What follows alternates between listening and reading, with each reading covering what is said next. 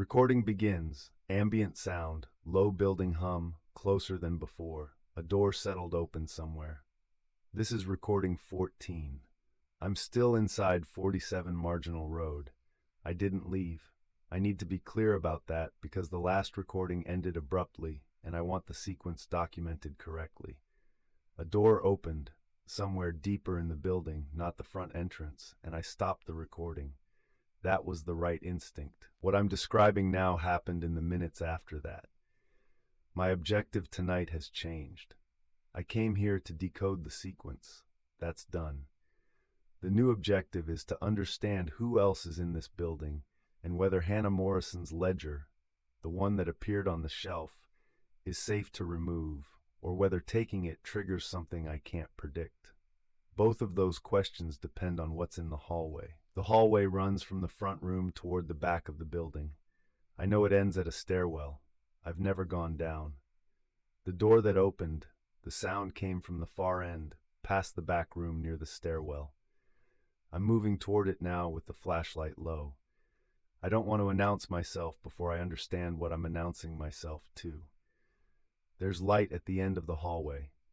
Not electric, handheld, a flashlight or something close to it. It's moving, slowly, the beam crossing the wall near the stairwell entrance. Someone is down there. Moving carefully the same way I move when I'm in here. Not rushed, not searching with urgency.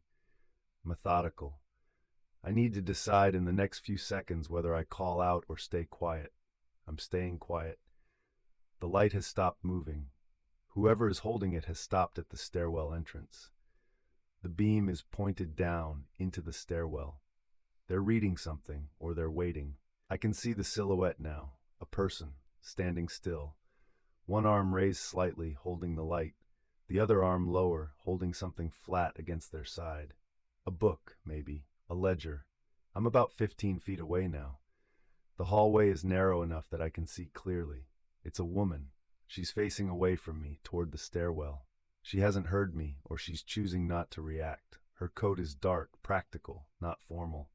Her hair is pulled back. She's reading whatever is on the top step, something placed there or something she brought. I've stopped moving.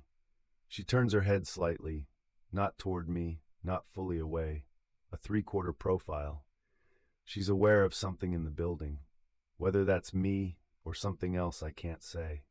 I recognize the posture. Not from memory of a person, from the handwriting. That sounds like a strange thing to say, and I understand that. But the way she holds herself, the deliberateness, the patience, it matches the quality of those notes, the ones pressed carefully into catalog cards, the ones that share information without giving everything away at once.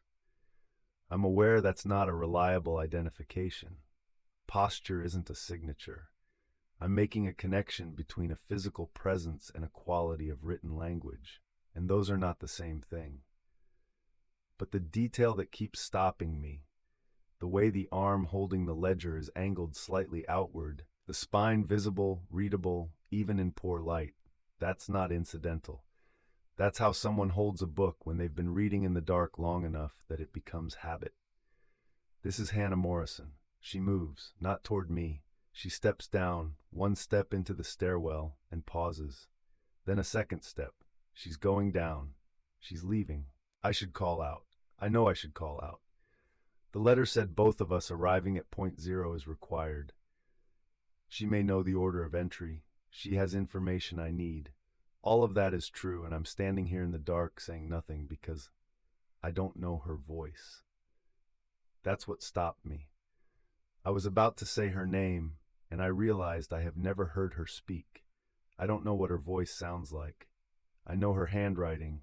I know the pressure she applies to a pen, the way her capital letters lean slightly forward, the specific economy of her phrasing. But I have no memory of her voice, and the building has shown me, repeatedly, across every visit I've documented, that it can reproduce things. It returns ledgers to shelves. It restores photographs to states they were in before I examined them. It alters records in ways that are seamless enough to make me doubt my own prior observations. If the building can return a ledger to a shelf, What else can it reconstruct? I'm not saying this is not her. I'm saying I couldn't be certain, standing in that hallway, that what I was seeing was a person and not a very precise reproduction of one. The silhouette was right, the posture was right, but she never turned fully toward me. She never acknowledged me directly. She descended those stairs with complete awareness of her surroundings and zero reaction to my presence 15 feet behind her. There are two explanations for that. Either she didn't know I was there, which I don't believe, because anyone moving that carefully through a dark building would register another light source and another set of footsteps behind them, or she knew I was there and made a deliberate choice not to engage. The second explanation is the more unsettling one, because it means she has her own reasons for the silence, her own assessment of whether I'm trustworthy, her own timeline for when direct contact happens, which would make her exactly as cautious as the catalog card suggested, exactly as cautious as 4 years of working inside the archive would require. And the letter in the locked drawer, I keep returning to its phrasing. It said both of you arriving is required. It didn't say both of you arriving together. It didn't say you would recognize each other immediately or communicate openly or operate as a team from the first encounter. It said arriving. Separately or together, both was the condition. Whether you arrive together or separately is not decided. That word, decided. Not unknown, not uncertain, decided, as though the question is still being weighed by something, by the archive, by whoever left that letter, by some condition that is being evaluated in real time. She went down the stairs. I'm standing at the top. The stairwell is dark below. I'm not following her. Not tonight.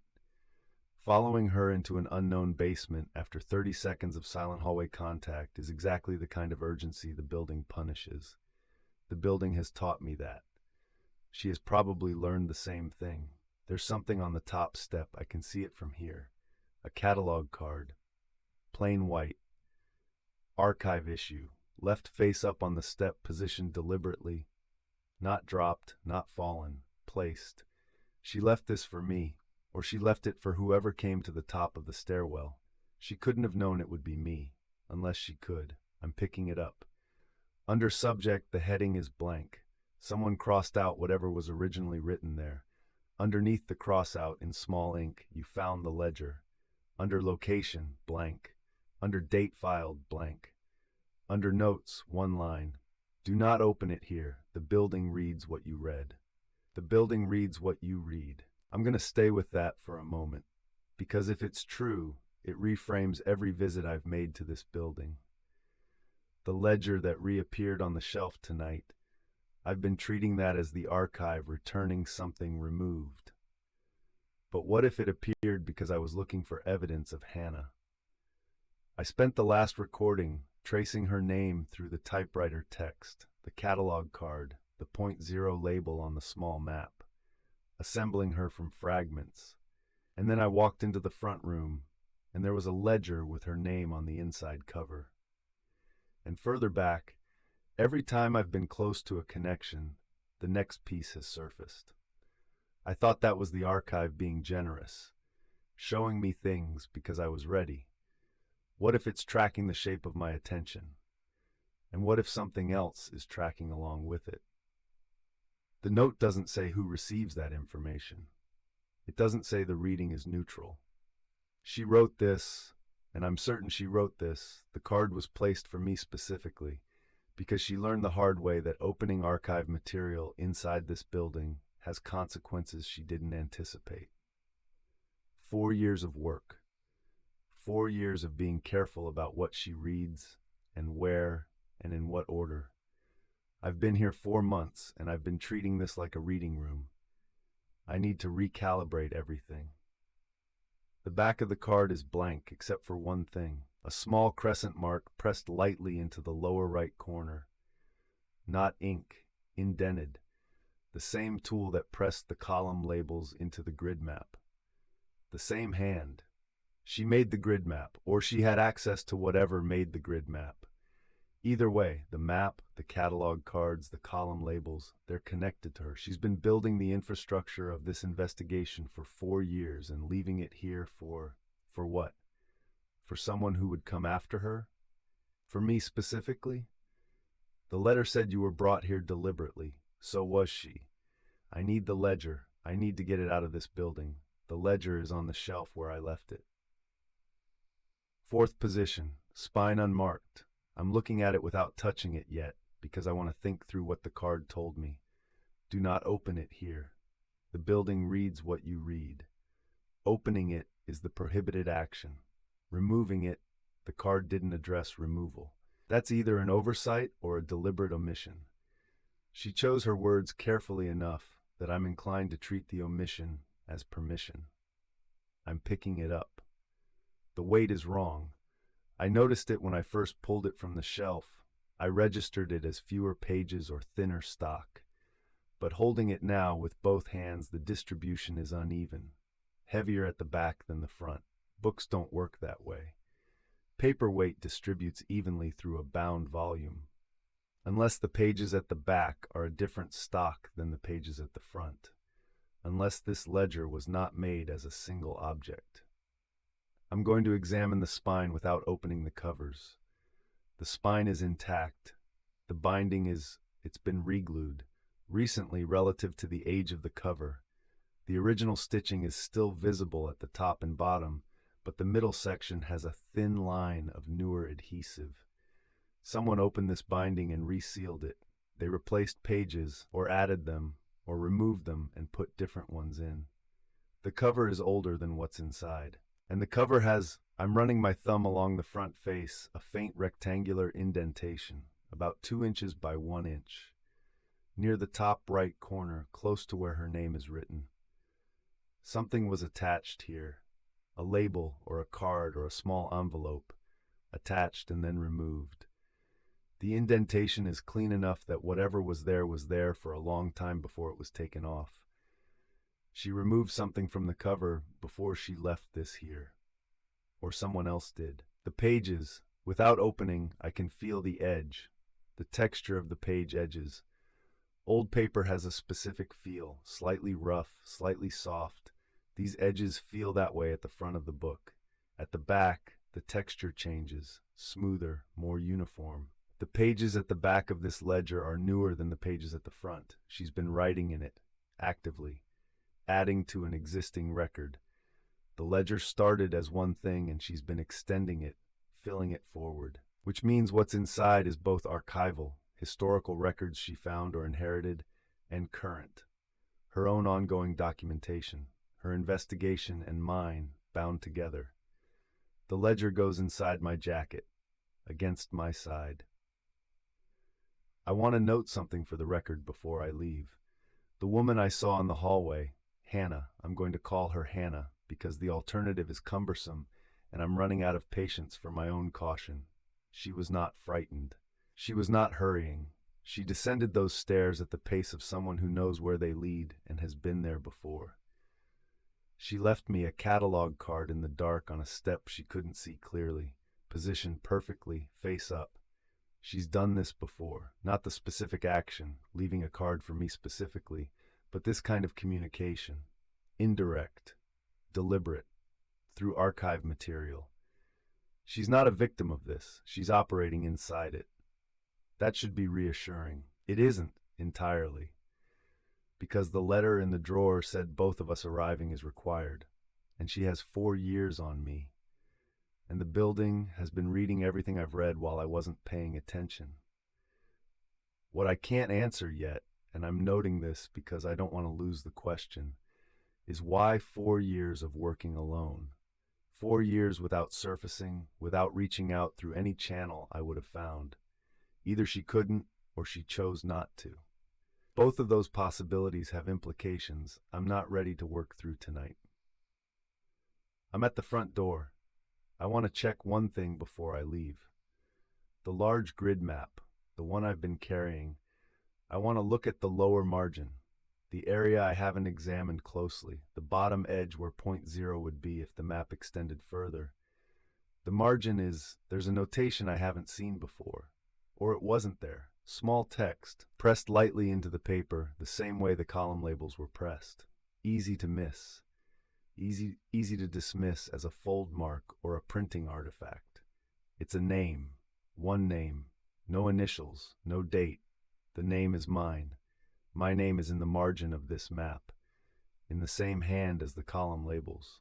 Whoever made this map, whoever built the grid, whoever labeled the intersections, whoever pressed the coordinates lightly into the paper so they couldn't be seen directly, they knew my name before I arrived. I need to be careful about how I process this.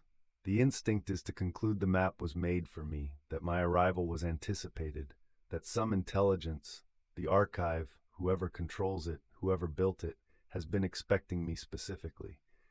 That instinct may be correct, but it may also be what I'm supposed to conclude. A name in a margin is a piece of evidence. It is not an explanation. Someone could have placed my name there recently. The map could have been altered between the last time I examined this margin and now. The archive alters things. I've documented that. I could be looking at a modification, not an original inscription. But the pressed lettering, the indentation in the paper, is consistent with the column labels. The same tool, the same pressure, the same hand, and the column labels are clearly original to the map. The aging of the paper around them is uniform. This was made with my name already in it, which means whoever constructed this investigation, whoever designed the grid, placed the coordinates, connected 47 Marginal Road to point 0, connected point 0 to Hannah, knew before any of this began that I would be the one following it, or made me the one who would. I don't know which of those is more unsettling. I need to get out of this building. The street outside is empty. I'm outside. I'm recording this standing on the pavement in front of 47 Marginal Road, and I need a moment before I keep moving because the window on the second floor, there's no second floor I've accessed. I've been told, I assumed the building is single story above the basement, but there is a window. I can see it from here, and there is a light in it. Not electric, handheld. She's watching me leave.